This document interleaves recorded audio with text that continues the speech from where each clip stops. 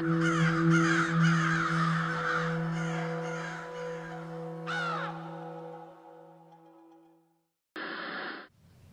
you here so you won't get fined, mate? Yeah, I did say that. That's yeah, it's some pretty good stuff. That the whole day's pretty cool actually. So took in a bit of that last night. So yeah, good question. You love the American sports, and in the off season you've got like Tom Brady. What was that? Can you just talk us through that, mate? It wasn't really a catch up. I don't know him, but it was just a chance meeting, and with luckily got put onto an ex-Patriots player.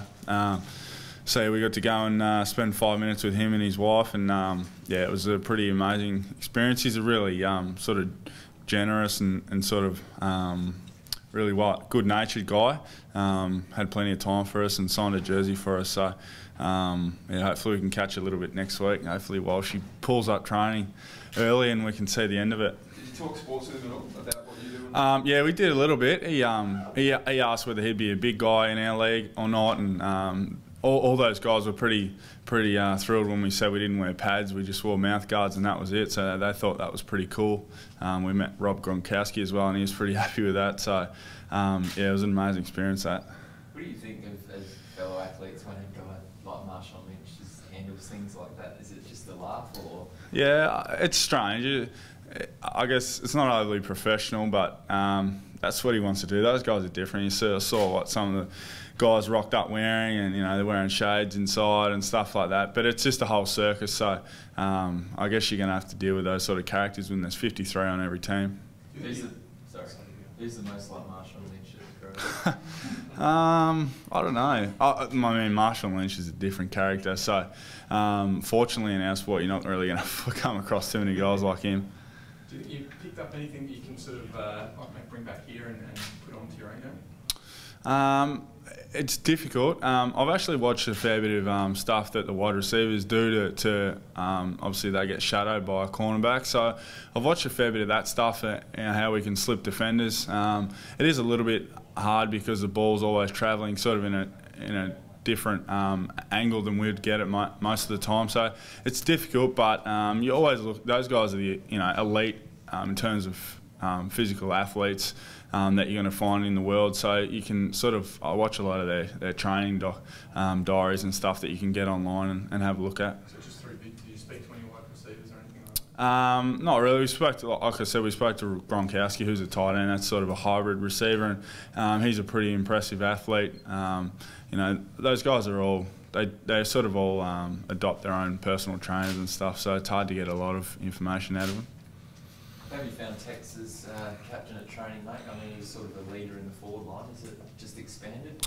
Yeah, it's basically the same thing. He's always been the loudest guy on the training track and during the game. So that hasn't really changed too much. The other guys, the other leaders, also have a lot to say. So I think it's just pretty much same business as usual.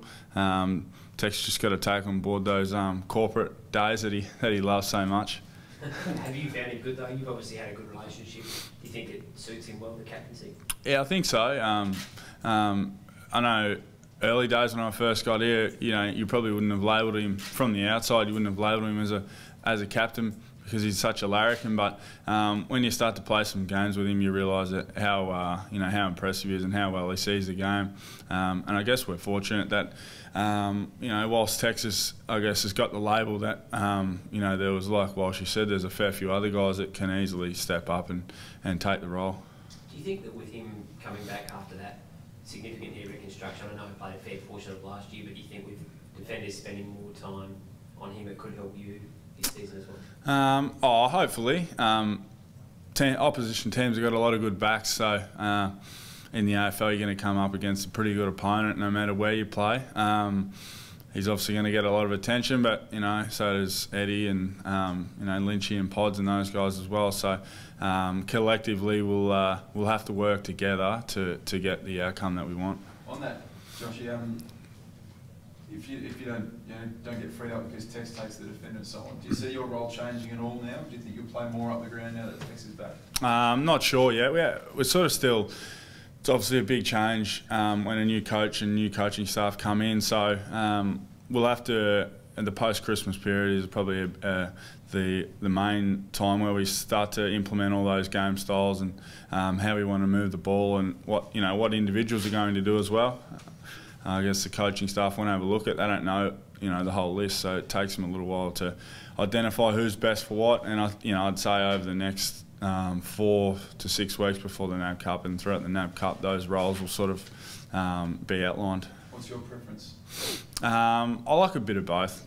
Just able to get up the ground when the ball's not coming towards you, and when you feel like you're going right, stay close to goal and hopefully kick a few. Who are some of the new guys at the club that you're sort of looking forward to seeing in the NAB Cup? Yeah, it's going to be good. I know the first game, I think the coaches are looking forward to giving some young guys a go. So, it'd be great to see Keenan Ramsey get a go. I think he's from the area, I think. So it'd be good to see him play in his local area. Be good to see. I'm not sure how they're going to go. Obviously, come to the club with some niggles and things like that. But Jake Lever, obviously, everyone will be keen to see him. So that first game will be great for Crows fans to see, the future of the club. You've had a bit of time now on the field. What sets him aside from other coaches you might have had? I've only had Sando and I had James Hurd for 1 year. But he's just he's a footy nut. He's 24/7 footy. He just lives and breathes it. As all coaches have to, but he sort of takes it to the extreme, as you can read from his body language, intense character. But now he's sort of found that happy medium and knows the guys really well. So I get along with him really well, and he goes about his business and I go about mine. Without giving away any sort of secrets, but how would it make the Crows look different next year, do you think?